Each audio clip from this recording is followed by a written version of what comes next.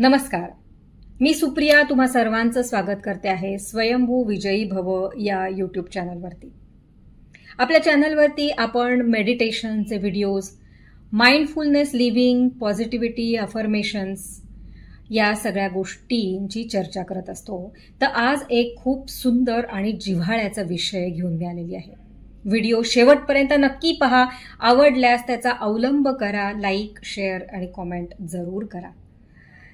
तर या व्हिडिओचा टॉपिक आहे सेल्फ रिअलायझेशन किंवा स्व ओळख आणि स्वविकास आपल्याला का गरजेचा आहे किंवा तो कसा करून घ्यावा हे एका कथेद्वारे आपण समजून घेऊयात। कथा अशी आहे, एका राज्यामध्ये राजाचं प्रजेवरती खूप प्रेम होतं। राजा अगदी प्रजाहितदक्ष अशा प्रकारचा राजा असतो आणि तो बऱ्याचदा राज्यात कसा कारभार चाललाय हे समजून घेण्यासाठी वेषांतर करून राज्यामध्ये फिरायचा। एकदा काय झालं की हा राजा एका दुकानदाराच्या इथे गेला आणि राजाने भिकाऱ्याचा वेश घेतलेला होता। त्याला बघायचं होतं की हा दुकानदार सचोटीने व्यापार करतोय का आणि अशा प्रकारे त्याची परीक्षा घ्यायला म्हणा किंवा सगळे लोक ही जे आपले प्रजेतली आहेत ते चांगला व्यवहार करतायत का, प्रामाणिकपणे वागतायत का, हे सगळं निरीक्षण करण्यासाठी म्हणून राजा भिकाऱ्याचा वेश घेऊन फिरत होता तिथे। आणि योगायोगाने एक खराखुरा भिकारी सुद्धा तिथेच त्या दुकानामध्ये आला आणि तो भिकारी त्या दुकानदाराकडे भीक मागू लागला। दुकानदार खूप चिडला, भडकला आणि त्या भिकाऱ्याला अद्वा बोलू लागला की अरे तुला लाज नाही वाटत का? देवानी एवढं धडधाकट शरीर दिलेलं आहे, काहीतरी काम धंदा करून पैसे कमवण्याचं सोडून तू आलास इथे भीक मागायला। आज आम्ही इथे दिवस रात्र काम करतोय, कष्ट करून पैसा कमवतोय आणि तुम्ही मात्र आयतं पैसे मागायला येता। असं अनेक भलं बुरं तो त्या भिकाऱ्याला बोलतो। भिकारी सुद्धा चिडतो आणि तो म्हणतो की तुम्हाला भीक द्यायची नसेल तर देऊ नका, पण माझा अपमान करू नका, मला हे असं भलं बुरं तुम्ही बोलू नका। तो भिकारी सुद्धा रागावतो, त्यालाही तो अपमान जिव्हारी लागतो। इकडे राजा सुद्धा भिकारी बनूनच त्या दुकानदारासमोर उभा असतो। तो दुकानदार राजाला सुद्धा अशाच प्रकारे बोलत असतो। राजाचा सुद्धा तो खरं तर अपमान करत असतो की बघा, एक सोडून दोन भिकारी इथं आलेले आहेत, सगळं भिकाऱ्यांचीच जनता वाढतीये, हे लोक काम करत नाहीत, बेकार आहेत आणि आम्ही मात्र काम करणाऱ्या लोकांकडून हे आयतं पैसा मिळवतायत। दुकानदार त्या दोन्ही भिकाऱ्यांना अपमानास्पद बोलत राहिला। आता गंमत इथे काय झाली बघा या कथेमधली, की जो खरा भिकारी होता ना तो भांडला, दुकानदाराला म्हणला की अपमान करू नका साहेब, तुम्ही मोठे आहात, तुमच्या नशिबानी साथ दिलीये तुम्हाला आणि तुम्ही इथपर्यंत आलाय, पैसा मिळवताय, आम्हाला कामच नाहीये, आम्हाला भीक मागण्याशिवाय पर्याय नाही आणि तुम्ही लोक आम्हाला अशा प्रकारे अपमानास्पद वागणूक देताय। असं तो भिकारी सुद्धा चिडतो। पण राजा मात्र शांत असतो, मनातल्या मनात हसत असतो। राजाला त्या दुकानदाराच्या बोलण्याचं काहीच वाटलं नाही। राजा त्याचं सगळे बोल ऐकून घेतो आणि हसत हसत तिथून निघून जातो। दुकानदाराला सुद्धा नवल वाटलं की मी एवढा अपमान केला, हा एक भिकारी एवढा चिडला, भडकला, त्याला माझे बोल लागले, जिव्हारी लागले, पण हा दुसरा भिकारी मात्र गालात हसत निघून गेलेला आहे, काय बरं हे गौड बंगाले, असं विचार करून दुकानदार सुद्धा प्रश्नात पडतो। तर इथे बघा मित्रांनो, आपल्यासाठी आता विचार करण्याची पाळी आहे की हे असं का घडतं, याच्यामध्ये आपल्यासाठीचं मोरल काय आहे। तर बघा, राजा स्वतःला राजाच समजत होता, तो स्वतःला भिकारी समजत नव्हता। राजाच्या मनामध्ये हे भिनलेलं होतं, त्याला जाणीव होती की मी भिकाऱ्याच्या वेशातला राजा आहे, पण माझा वेश भिकाऱ्याचा आहे, त्यामुळे मला समोरचे लोक बोल लावणार, माझा अपमान करणार, मी ते ऐकून घेतलं पाहिजे। त्यांना दूषणं देण्यात, त्यांच्याशी वाद घालत बसण्यात, त्यांच्याशी भांडण करण्यात, आर्ग्युमेंट्स करण्यात मला इंटरेस्ट नाही, मला वेळ नाही आणि माझी ऊर्जा मला त्याच्यात घालवायची पण नाहीये। फक्त समोरचा काय बोलतोय याच्यातून मला त्याचीच पात्रता कळाली आहे आणि त्यानुसार मी कसं वागायचंय हे मलाच जाणीव झालेली आहे. माझी परीक्षा पूर्ण झाली आहे. पण जो खरा भिकारी होता ना, तो खरा स्वतःला मनातून भिकारीच मानत होता. त्याच्या मनात ही बोच होती की मी भिकारी आहे आणि मला लोक तुच्छ समजतात. एका चक्रव्यूहात तो खरं तर मानसिकरित्याच अडकलेला होता की काम नाही म्हणून भीक मागतोय आणि भीक मागतोय म्हणून कुणी काम पण देत नाहीये. असं सगळं चक्रव्यूहामध्ये तो अडकला होता आणि कालांतराने काम करण्याची त्याची क्षमता सुद्धा निघून गेली होती, उत्साह निघून गेला होता, कॉन्फिडन्स गेला होता आणि तो भीक मागण्यातच त्याचं धन्यता मानत होता. पण स्वतःला केवळ भिकारीच समजून घेतल्यामुळे त्याला ते बोल लागले आणि तो दुःखी झाला. तर मित्रांनो बघा, गोष्ट जरी साधीसुधी वाटत असली किंवा वरवर पाहता त्याच्यात काहीच नाहीये असं जरी वाटत असलं तरी खोलवर विचार करून बघा आणि एकच वाक्य मनात कोरून बघा की भिकारी स्वतःला भिकारी समजत होता म्हणून तो अपमान पचवू शकला नाही. स्वतःला दुसऱ्यांनी भिकारी म्हटलेलं त्याला बोचलं. पण राजा मात्र स्वतःला भिकारी समजत नव्हता. राजा स्वतःला राजाच समजत होता. त्याला जाणीव होती की मी कोण आहे. स्व ओळख त्याला होती, सेल्फ रिअलायझेशन त्याला होतं आणि म्हणून त्याला कळलं की अरे हा समोरचं जे बोलतोय ना हे त्याचं मत झालं. तो मला भिकारी समजतोय पण मी नाहीये भिकारी. माझ्या नजरेमध्ये मी राजा आहे, मी भिकारी नाहीच आहे. आता इथे बाकी पण तुम्ही काही विचार करू शकाल मित्रांनो की हे सत्य तर बदलत नाही ना. राजा राजाच राहणार आहे. भिकाऱ्याचा वेश टाकल्यावर तो परत राजा होणार. त्याच्याकडे पॉवर्स आहेत म्हणून तो असं बोलतोय, म्हणून तो शांत राहिलाय. हे सगळं जरी खरं असलं तरीही बघा मित्रांनो, सेल्फ रिअलायझेशन जर आपल्याला असलं तर आपल्यालाही आपण कोण आहोत याची खात्री पटली की दुसऱ्यांनी आपल्याला आपली ओळख पटवून द्यावी, दुसऱ्यांनी आपल्याला आदर द्यावा, दुसऱ्यांनी आपल्याला सन्मान द्यावा ही अपेक्षा आपली राहत नाही.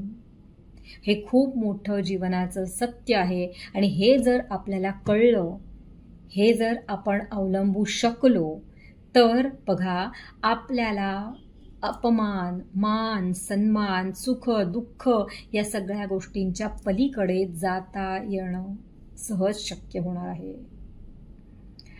जेव्हा आपण स्वतःच्या नजरेमध्ये उच्च स्थितीला जाऊन बसतो ना त्यावेळेला समोरच्यानी मग जरी आपल्याला नीच दाखवलं, नीचे दिखवलं किंवा आपल्याला तुच्छ लेखलं, आपला अपमान केला तरीही अशा वेळेला एक्सप्लेनेशन देण्याच्या, जस्टिफिकेशन करण्याच्या, आर्ग्युमेंट्स करण्याच्या भानगडीत आपण पडत नाही. कारण आपण स्वतःला दुसऱ्याच्या नजरेतून नाही तर स्वतःच्या नजरेतून बघायला शिकलेलो असतो आणि तेच सगळ्यात मोठं आपल्या आत्मविश्वासाचं आणि यशाचं गमक आहे. मग बघा, जर स्वतःच्या नजरेत आपण राजा असू तर मग खरं आयुष्यात राजा बनायला आपल्याला वेळ लागणार आहे का? पण आपल्याच नजरेत आपण भिकारी असू तर हे जगही आपल्याला भिकारीच मानणार आहे. आणि यासाठी स्व ओळख करून घेणं अतिशय गरजेचं आहे. सेल्फ रिअलायझेशन हा आध्यात्मिक क्षेत्रातील किंवा आध्यात्मिक उन्नतीतील एक महत्त्वाचा टप्पा आहे. असं म्हटलं जातं ना की मी कोण आहे, या प्रश्नातूनच तुमची आध्यात्मिक जर्नी स्टार्ट होत असते. आणि म्हणूनच रोज आपण स्वतःला हा प्रश्न विचारला पाहिजे की मी कोण आहे, इथे जन्म घेण्याचा माझा उद्देश काय आहे, what is my life purpose, मी इथे का जगत आहे, माझ्याद्वारे या जगाला मी काय देऊ शकत आहे, माझ्या नजरेत मी उच्चतम लेवलला जाण्यासाठी मी काय केलं पाहिजे.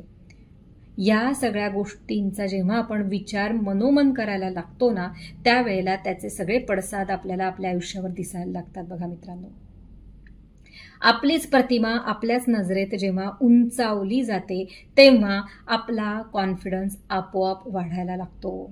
आणि मग जर तुम्ही स्वतःला छान समजत असाल, तुम्ही स्वतःला गुणी, चांगलं आणि परफेक्ट समजत असाल आणि जर समोरचा मात्र तुम्हाला इम्परफेक्ट आहेस तू, किंवा तुला काही जमतच नाही, तुझी लायकीच नाही, किंवा तू कधी काही चांगलं काम करूच शकत नाही, असं जर समोरचं तुम्हाला जर सारखं दूषणं लावत असेल, तर मग बघा इथं गॅप येते की नाही. मग समोरच्याचे बोल तुमच्या आतपर्यंत जातच नाहीत. कारण मी कोण आहे, तर मी एक आत्मविश्वासाने भरलेली व्यक्ती आहे, हा ठाम विचार तुमच्या भोवती एक शिल्ड तयार करतो, एक प्रोटेक्टिव्ह कवच तयार करतो. आणि त्यामुळे बाकीच्यांचे जे काही वाग्बाण आहेत, जे शाब्दिक अस्त्र अपमानाचे म्हणा किंवा नकारात्मक बोलण्याचे म्हणा, जे लोक तुमच्याकडे फेकत आहेत, ते तुमच्या आतपर्यंत अंतर्मनापर्यंत जातच नाहीत आणि तुम्ही अभेद्य राहता. मग मला सांगा मित्रांनो, की आपल्याला मला सांगा मित्रांनो, आपल्याला अभेद्य व्हायचं आहे का आपल्याला येता जाता कुणीही काही बोलेल आणि आपण त्यानुसार स्वतःच्याच नजरेत स्वतःला कमी लेखणार? येता जाता कुणीही आपल्याला काही अपमान करेल, सुनावेल आणि आपण दरवेळेला लो फील करणार का, डाऊन फील करणार का? येता जाता कुणीही आपल्याला दुःख देईल आणि आपला आनंद हिरावून घेईल, हे आपल्याला चालणार आहे का? आपल्या आनंदाचा, आपल्या सुखाचा रिमोट कंट्रोल आपण दुसऱ्यांच्या हाती द्यायला तयार आहोत का? बघा, या प्रश्नांची उत्तरं जेव्हा आपण शोधू, तेव्हाच आपल्याला या आपल्या खऱ्या मनःशांतीचं, आनंदाचं, यशाचं रहस्य समजणार आहे. आणि आध्यात्मिक क्षेत्र असो किंवा तुम्ही जिथे कुठे घरी असाल, घरगुती तुमचं जे काही कौटुंबिक क्षेत्र आहे, तुमचं सामाजिक क्षेत्र आहे, तुमचं ऑफिसचं, व्यावसायिक, कॉर्पोरेट क्षेत्र आहे, या सगळ्या ठिकाणी जेव्हा तुम्हाला मी कोण आहे याची पूर्णतया जाणीव असते, त्याच वेळेला तुम्ही त्या क्षेत्रात यशस्वी होऊ शकता आणि उन्नती मिळवू शकता. त्याचं कारण म्हणजे पहिली गोष्ट, अशा वेळेला तुम्ही दुसऱ्यांच्या बोलण्याने, दुसऱ्यांच्या उपहासाने, अपमानाने विचलित होत नाहीत. दुसऱ्यांच्या निंदेने तुम्ही दुःखी होत नाही किंवा दुसऱ्यांच्या स्तुतीने तुम्ही हुरळूनही जात नाहीत. कारण तुम्हाला जाणीव आहे तुम्ही कोण आहात. तुम्ही कोण आहात हे जेव्हा तुम्हाला कळतं, त्याच वेळेला बघा तुमच्यामध्ये सुधारणा करण्यासाठी सुद्धा तुम्ही तयार होता. तुम्हाला कळतं की माझ्यात काय चांगलं आहे, माझ्यात काय कमी आहे, आणि जे कमी आहे ती कशी कमी भरून काढायची ह्याच्याकडे तुमचा कल राहतो. मग दुसऱ्यांनी सांगण्याची त्याची गरज नाही, तर तुम्हालाच जाणीव होते की मी कशामध्ये मला सुधारणा घडवून आणली पाहिजे. आणि म्हणूनच बऱ्याच पुस्तकांमध्ये, आध्यात्मिक ग्रंथांमध्ये सांगितलं जातं की जर तुम्हाला बाह्य जगामध्ये अनुकूल बदल घडवून आणायचे असतील किंवा बघायचे असतील, अनुभवायचे असतील, तर त्याची सुरुवात तुमच्या अंतर्मनापासून करा. कारण तुमच्या आतल्या जगामध्ये जर तुम्ही बदल घडवले तर तेच बदल रिफ्लेक्ट होऊन तुम्हाला बाहेर दिसणार आहेत. आणि यासाठीच मित्रांनो, आजच्या व्हिडिओचा हा जो टॉपिक आहे की आपण फिरून फिरून तिथेच येत आहोत की सेल्फ रिअलायझेशन, स्व ओळख आणि त्यातून स्वविकास हे अतिशय अतिशय मोलाचं आहे की ज्याद्वारे आपण आपल्या आयुष्यातल्या सर्व क्षेत्रांमध्ये उन्नती साधून घेऊ शकतो.